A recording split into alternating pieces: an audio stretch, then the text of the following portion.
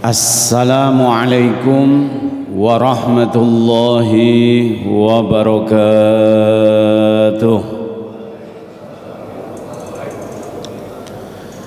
Bismillahirrahmanirrahim. Alhamdulillahi rabbil alamin. Alhamdulillahilladzi nazzalal kitaba tibyanan likulli syai'in wa hudaw wa rahmah wa busyra lil muslimin. Wassalatu wassalamu ala Rasulillahi ibni Abdillah wa ala alihi wa ashabihi wa mawalah, amma ba'dah. Faqala ta'ala fi kitabihil karim, a'udzu billahi minasy syaithanir rajim. Wa ataakum min kulli ma sa'altumuh wa in ta'uddu ni'matallahi la tuhsuha. Wa qala Rasulullah sallallahu alaihi wasallam, Inna Allaha yu'tid dunya man yuhibbu wa man la yuhibbu wa la yu'til imana illa man yuhibbu, atau kama qala Rasulullah sallallahu alaihi wasallam. Hadirin wal hadirat, bapak-bapak, ibu-ibu dan para jemaah semuanya rahimakumullah. Marilah bersama-sama kita bersyukur atas limpahan nikmat karunia yang kelihatan maupun tidak kelihatan, yang bisa dirasakan langsung maupun tidak, semuanya datang dari sisi Allah Subhanahu wa ta'ala. Salawat teriring salam kita haturkan kepada junjungan kita Nabi Agung Muhammad sallallahu alaihi wasallam beserta keluarga, para sahabat dan para pengikutnya yang setia sampai hari kiamat. Semoga kita termasuk di dalamnya, amin ya rabbal alamin. Sudah saya sering katakan bahwasanya sampai hari kiamat selalu ada yang terus menghina, merendahkan, melecehkan baginda Nabi sallallahu alaihi wasallam dan keluarganya, baik itu dilakukan oleh orang-orang non-muslim karena kebenciannya, maupun dilakukan oleh orang Islam mungkin karena kebodohannya, ketidaktahuannya, atau mungkin karena kekurang ajarannya. Itu. Belum lama kita mendengar siapapun yang mengatakan kalau itu teman tolong diingatkan, kalau itu tetangga tolong ditegur. Bahwasanya Khadijah radhiyallahu anha menikah dengan lelaki pengangguran. Khadijah radhiyallahu anha menikah dengan lelaki pengangguran. Siapa kira-kira lelaki itu yang dimaksud? Nabi sallallahu. Nabi disebut pengangguran. Padahal Nabi itu nggak seneng dengan pemuda yang nganggur. Nggak mungkin beliau Quran. Dari umur 13 tahun Nabi sudah diajari dagang, sampai ke Syam, sampai ke Yordan bersama pamannya Abu Thalib. Ulet Nabi itu, rajin, jujur, profesional, ganteng, jelas, nasabnya tinggi. Qabilah Quraisy adalah qabilah terbaik di Arab. Dan dari Quraisy ini keturunan yang paling baik adalah Bani Hashim, keluarga Nabi Shallallahu Alaihi Wasallam. Bahkan kalau kita lihat dalam Sirah Nabawiyah, di sana kita akan tahu berapa mahar Nabi Shallallahu Alaihi Wasallam yang diberikan kepada Khadijah. Di sana dikatakan 20 ekor nakah unta merah yang berpunuk besar. Unta yang paling disenangi oleh orang-orang Arab.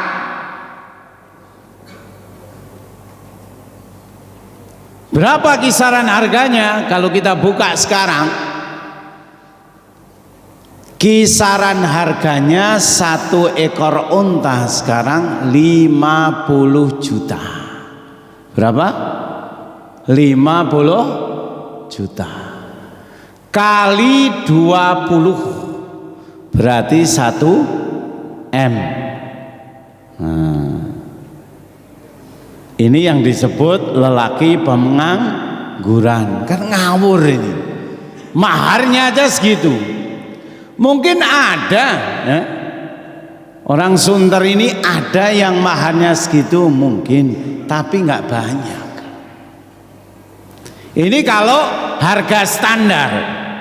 Sedangkan sekarang unta di Arab itu bukan hanya dijadikan ternak, sembelihan bukan, bahkan untuk kontes. Kalau sudah dibuat kontes yang bagus, harganya bisa 1 M. Berapa? Bisa 1 M. Ini kalau sudah kontes ada sertifikat, nanti ada barcode-nya dan lain sebagainya. Nggak usah jauh-jauh unta, cupang aja ini.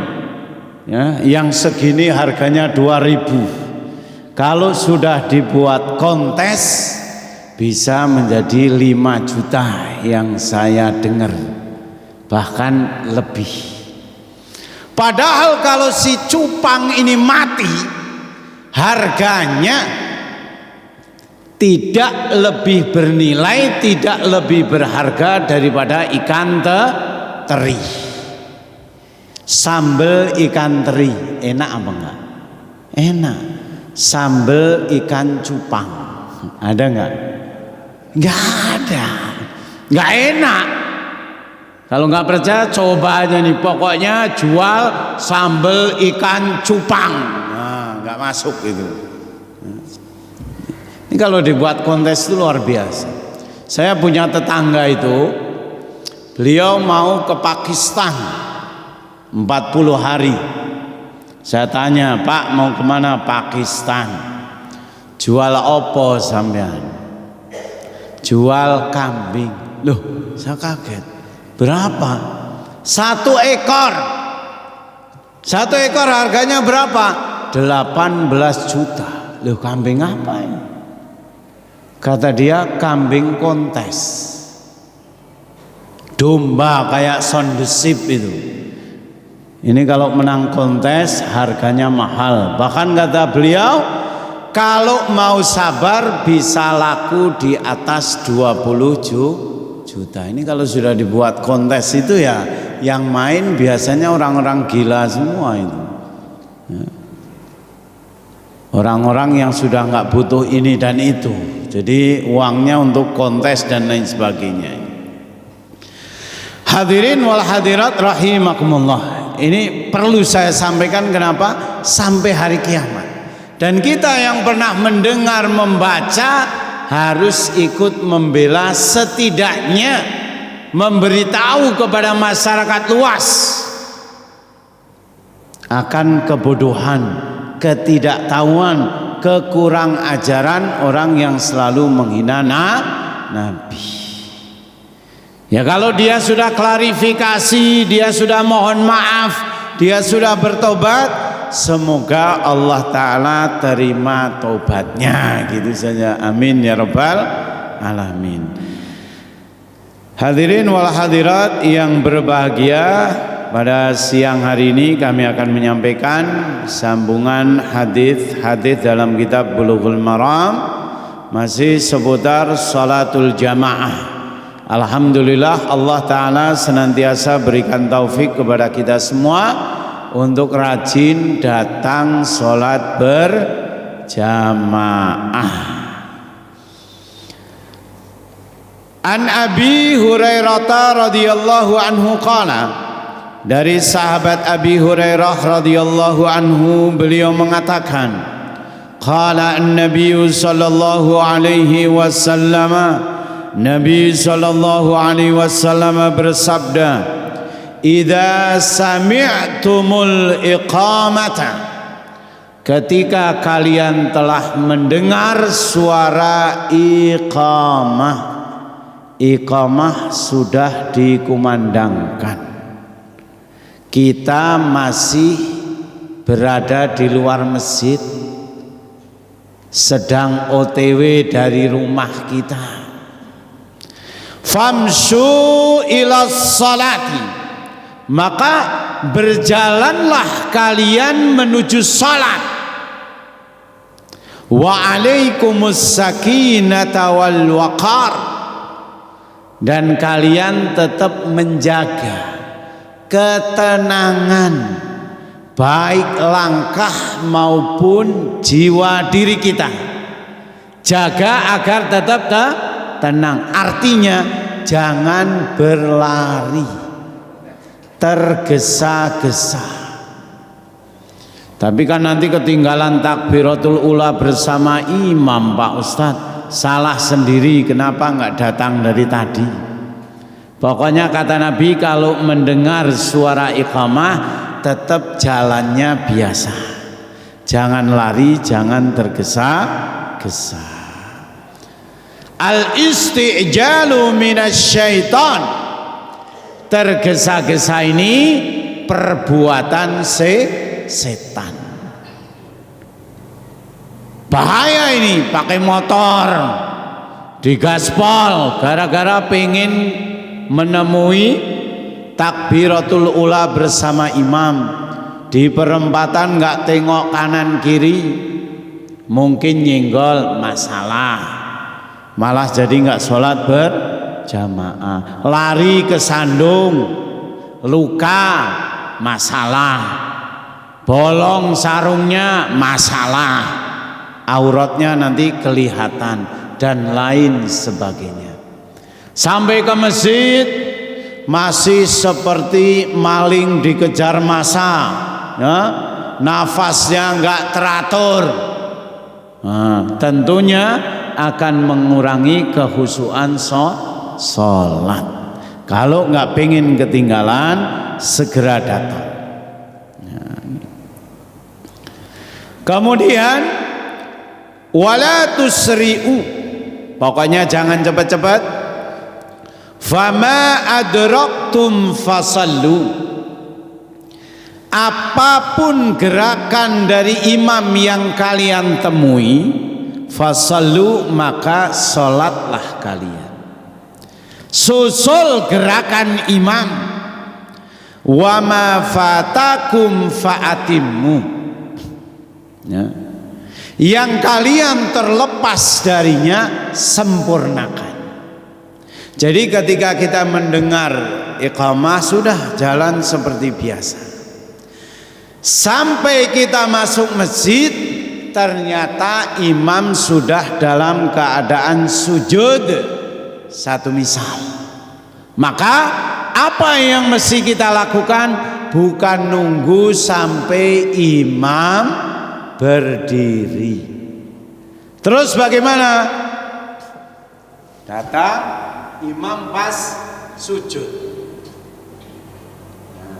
Maka kita segera mempersiapkan diri. Biasa takbiratul ihram, Allahu Akbar, niat di dalam hati, Allahu Akbar, sudah langsung takbir. Yang penting takbiratul ihram, jangan Allahu Akbar. Ini takbiratul ihram apa takbir untuk duduk intikal. Maka Allahu Akbar sempurna, takbiratul ihram harus dilakukan saat berdiri. Setelah itu langsung nyusul sujud. Allah. Kalau pas sujud. Kalau pas duduk di antara dua sujud, sama kita duduk di antara dua sujud. Apa yang kita temui dari gerakan imam, kita pun menyusul mengikutinya.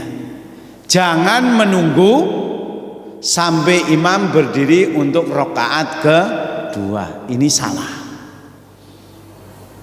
Maksudnya salah gimana? Tidak sesuai nasihat anjuran dari Nabi. Nggak usah nunggu. Urusan pahala juga lebih gede yang langsung nyusul menemui gerakan imam daripada yang nunggu. Celingak. Kok sujudnya lama? Jangan, langsung nyusul. Bisa dipahami? Ataupun kita datang ini imam sudah tahiyat akhir. Kita udah niat dari rumah, saya pengen sholat berjamaah. Mungkin speakernya lagi mati, speaker luar, iqomah nggak dengar. Dia jalan sampai sini sudah tahiyat akhir, maka langsung nyusul juga. Masih mendapatkan fadilah sholat berjamaah, meskipun pahalanya tidak sebanyak yang mengikuti dari awal takbiratul ihram. Nah, bisa dipahami.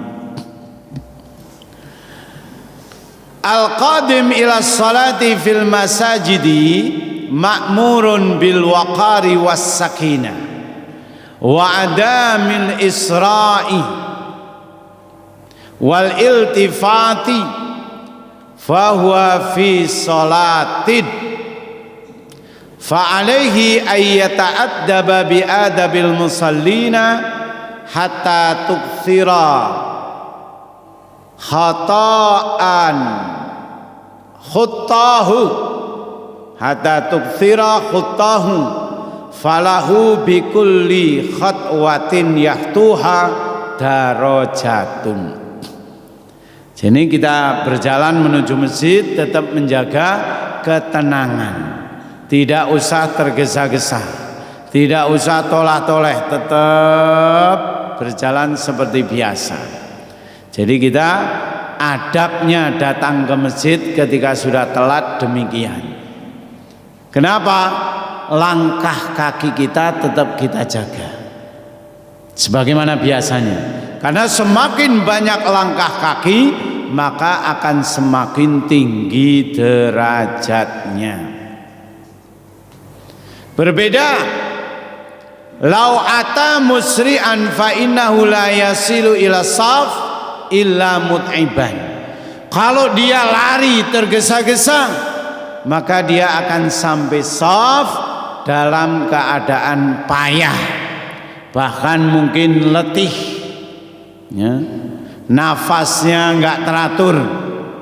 Maka fala yaqdiru ay yatadabbara bi khusu'i qiraatil Qur'an.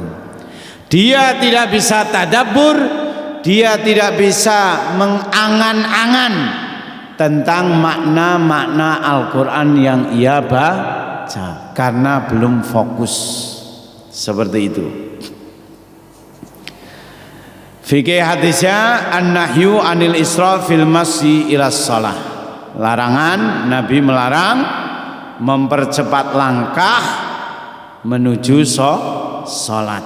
Nah, segera itu langkahnya tetap jangan tergesa-gesa. Kemudian itmamu ma fatal ma'mum minas shalah ba'da sholatil imam litakmula sholatuhu. Ketinggalan satu rakaat berarti tinggal kita menyempurnakan setelah makmum salam. Jadi jangan terus ketinggalan satu rakaat kemudian imam salam ikut salam dengan mengatakan sholat saya sudah ditanggung imam. Nggak ada ya.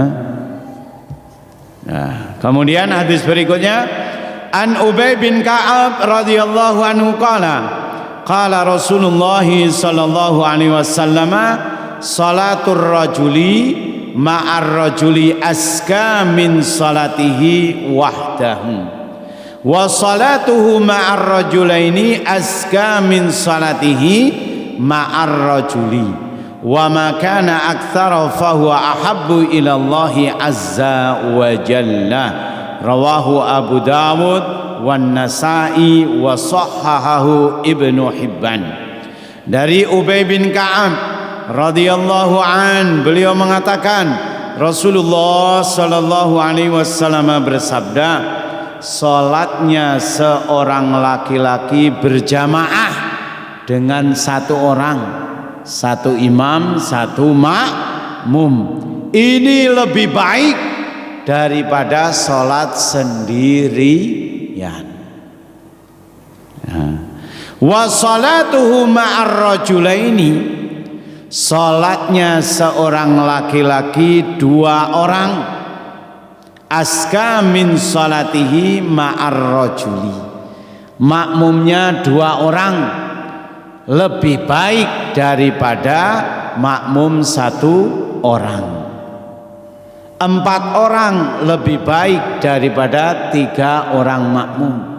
10 orang makmum lebih baik, lebih banyak pahalanya di hadapan Allah dibandingkan kurang dari 10 dan seterusnya. Intinya kata Nabi, semakin banyak salat, semakin banyak makmum yang melakukan salat berjamaah, maka semakin disukai oleh Allah dan pahalanya tentu semakin lebih banyak.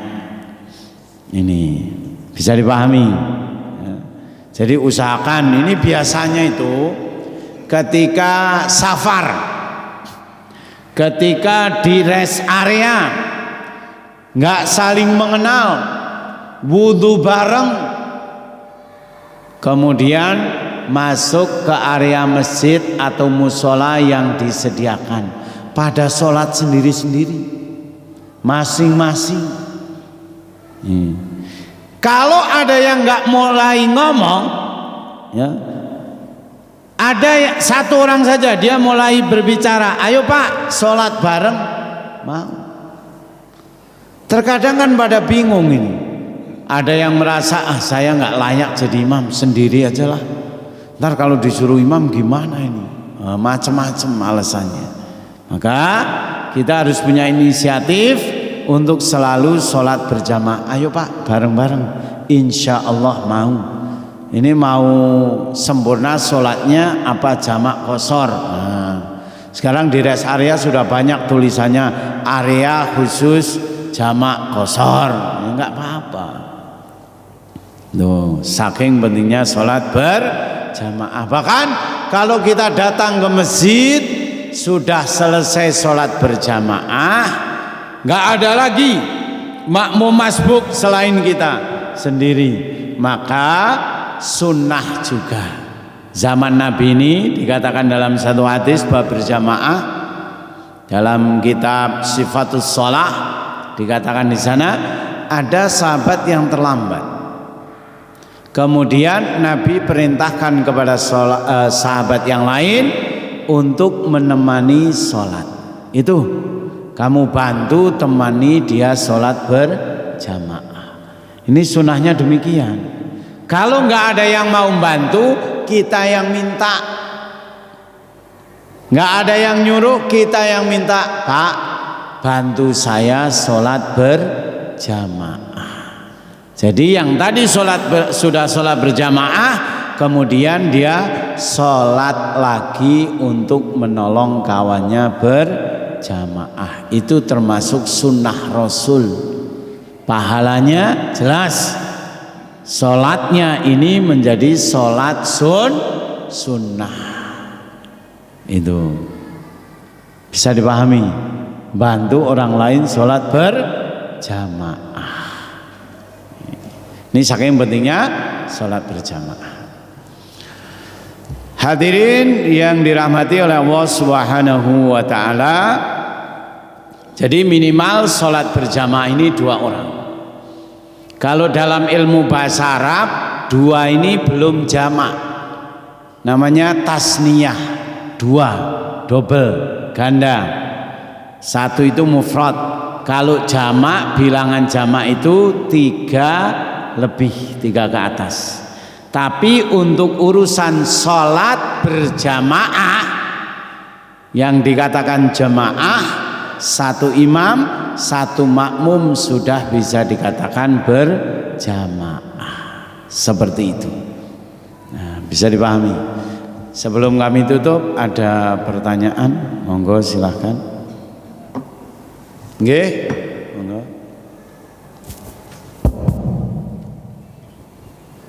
Ini Pak Ustadz, saya pernah ngalami sholat subuh. Imam baca surat panjang gitu, nggak tahu surat apa. Ceritanya ada surat itu dia nggak hafal gitu, diulang itu sah nggak itu imam baca sholat buat jamaah? Terima kasih. Sholat subuh contohnya, atau sholat yang lain yang jahar, dia membaca panjang, lupa. Harusnya yang di belakang imam ngingetin. Ini sunahnya, ngingetin. Lah yang di belakang nggak hafal juga. Nah, bagaimana mungkin nggak hafal dia akan ngingetin yang nggak hafal juga, tambah bingung itu. Jadi muter-muter diulang lagi, batal nggak sholatnya? Tidak, diulang lagi sampai situ nggak ingat lagi, mundur lagi, diulang lagi sampai ayat itu lupa lagi. Nah, itu tidak membatalkan sholat. Kasihan aja ngelihatnya. Karena dulu Nabi juga pernah dalam satu malam beliau sholat ngulang-ngulang ayat aja, 1 ayat. In tu'adzibhum fa innahum ibadu wa in taghfir lahum, ya. Terus diulang lagi. Ini tidak masalah. Cuman pertanyaannya terus sampai kapan ini? Mundur lagi, maju lagi, mentok, lupa lagi. Ya sudah, kalau mentok silahkan ganti ayat yang lain, ganti surat yang lain, atau cukup sampai di situ kemudian ruku. Makanya yang di belakang imam usahakan juga orang-orang yang siap membuka jalan untuk imam ketika dia lupa dalam qiraahnya, lupa dalam sholatnya. Jadi yang di belakang imam itu orang yang setidaknya punya hafalan cukup. Usahakan kalau ada, kalau nggak ada ya sudah, masa bodoh lah imam, terserah, tunggu aja mau apa gitu kan. Ya. Nah sikap imam yang seperti ini kalau sudah ngulang 3 kali kok tetap mentok, ganti surat atau langsung ruku. Seperti itu. Jangan malah pergi daripada malu, tinggal pergi aja. Jangan. Udah malah nggak bener, tambah bingung nanti makmumnya. Imam gimana ini? Ya, lupa malah pergi. Yang di belakangnya juga mau nyambung. nggak ngerti, bingung. Nah, kita mungkin pernah ada yang kirim di grup tentang pergantian imam istikhlaf, namanya di mana? Di Arab. Ketika yang depan bacaannya udah nggak kuat mungkin karena suaranya habis, maka ada istikhlaf, dia mundur kemudian yang satu maju. Nah, ini kalau yang di belakang memang siap lah, kalau nggak ngerti ya sudah rukuk saja, cari aman. Ini habis baca surat panjang dalam Al-Baqarah yang makmum nggak tahu, begitu mentok akhirnya Bismillahirrahmanirrahim. Inna a'toina kal kautsar. Loh, jauh sekali. Ya, enggak apa-apa. Jadi enggak batal, itu tidak. Nah, Pak, satu lagi monggo. Assalamualaikum warahmatullahi wabarakatuh. Waalaikumsalam. Tadi Pak Ustadz menjelaskan betapa pentingnya sholat berjamaah walaupun terlambat sholatnya. Kemudian sisi lain sholat qobliyah dan ba'diyah juga penting. Pertanyaan saya, setelah sholat selesai kita kira-kira ada rombongan 2-3 orang untuk berjamaah setelah sholat fardu sudah selesai. Setelah sholat berjamaah selesai, ya, terus? kita bertamu ada 4-5 orang sholat. Pertanyaan saya, apa kita mendahulukan sholat qobliyah dan ba'diyah? Qobliyah dulu terus takbir masjidin, apa langsung kita menjalankan sholat fardu? Terima kasih. Assalamualaikum warahmatullahi wabarakatuh. Belum paham, coba diulangi lagi. Jadi Pak Ustadz menjelaskan betapa pentingnya sholat berjamaah. Ya, terus? Tapi di sisi lain saya pernah dengerin ada alim-alim juga sholat qobliyah atau ba'diyah juga sangat penting juga. Artinya kalau kita datang sudah terlambat, apa kita mengutamakan sholat fardu, apa kita tetap sholat qobliyah? Terima kasih. Assalamualaikum warahmatullahi wabarakatuh. Kalau sudah terlambat, maksudnya sholat jemaah sudah bubar, gitu. Masih udah bubar apa belum? Masbuk atau ini? Kalau masbuk artinya ketinggalan 1-2 rakaat, apakah tetap mengutamakan sholat qobliyah? Ya, jangan. Langsung nyusul. Sholat sudah selesai Pak. Kalau sudah bubar selesai, terus bagaimana? Ya udah kita sholat qobliyah dulu, nggak masalah. Kemudian sholat fardu, lalu sholat ba'diyah. Kalau datang masih bisa masbuk 2 rakaat 1 misal, langsung kita sholat fardu. Setelah selesai sampai salam, nanti qobliyahnya dilakukan setelah fardu, boleh. Itu enggak disebut qadha, meskipun dilakukan setelah sholat fardu. Niatnya qobliyah. Kenapa? Karena waktunya masih ada. Satu misal duhur, belum sempat qobliyah, sudah iqamah. Ya udah, kita laksanakan dulu sholat fardu, selesai berjamaah, wirid, doa. Setelah itu kita melaksanakan qobliyah yang tadi belum kita laksanakan. Niatnya tetap qobliyah, tapi dilakukan ba'diyah. Itu bukan qadha. Kenapa? Karena waktu duhurnya masih ada. Kajian fikihnya seperti itu. Jadi dahulukan sholat fardu. Kalau memang masih ada sholat berjamaah. Kalau tidak, silahkan dahulukan qobliyah, fardu baru ba'diyah. Semoga Allah Ta'ala istiqomahkan kita untuk terus melaksanakan sholat berjamaah 5 waktu di masjid, di tempat adzan dikumandangkan, dan semoga kita diberikan kekuatan untuk melaksanakan terus sholat qobliyah, ba'diyah, dan sholat-sholat sunnah yang lain. Catatkan nama kita di daftar orang-orang yang sholat duha, qobliyah, ba'diyah, witir, tahajud, sholat tasbih, ada nama kita. Sehingga nanti kalau dipanggil di mahsyar nanti, dipanggil di akhirat. Mana rombongan sholat duha, nah, kita masuk. Mana rombongan jemaah tilawatil Quran, masuk. Rombongan tahajud, masuk. Rombongan apapun ada nama kita. Amin ya rabbal alamin. Sekian yang dapat kami sampaikan. Wal afu minkum. Subhanakallahumma wa bihamdika asyhadu an la ilaha illa anta astaghfiruka wa atubu ilaik. Assalamualaikum warahmatullahi wabarakatuh.